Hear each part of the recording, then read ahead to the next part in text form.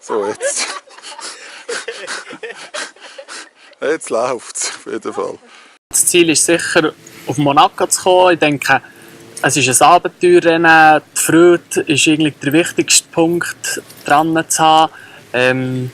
Miteinander unterwegs zu sein, coole Momente zu erleben, miteinander zu leiden. Wir sind natürlich im Bus unterwegs, können ein bisschen mehr erholen.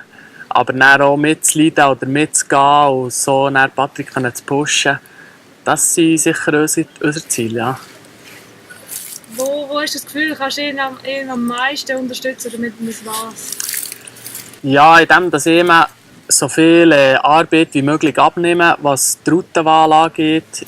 Ich probiere immer möglichst die Routen am Boden, wenn er laufen muss, vorher schon zu geben, dass er sich um das irgendwie nicht kümmern muss. Oder wenn er Fragen hat, dass ich sofort antworten kann, wie ist das Wetter. Und so, dass er möglichst viele Ressourcen für sich brauchen kann, sich auf das Laufen, auf das Fliegen kann konzentrieren und den Rest so ein bisschen ausblenden kann. Auch ein bisschen den Druck von aussen abnehmen, also sei das, wenn Fragen kommen oder Medien, dass man das ihnen nicht noch belastet. Ja. Der neue X-Alp-Schirm von Advos, was ist das genau? Der neue X-Alp-Schirm ist ein Zweiliner. Wir haben uns am Anfang von diesem X-Alp-Projekt Gedanken gemacht, was wir wollen, ob Dreiliner oder Zweiliner.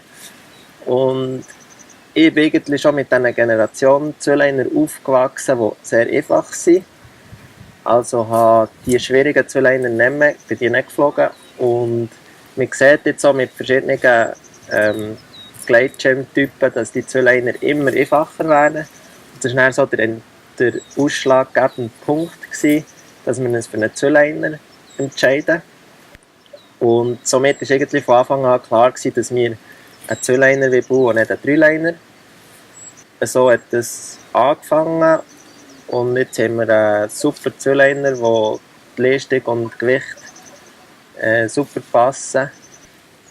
Ist ein Berner Oberland-Force gsi.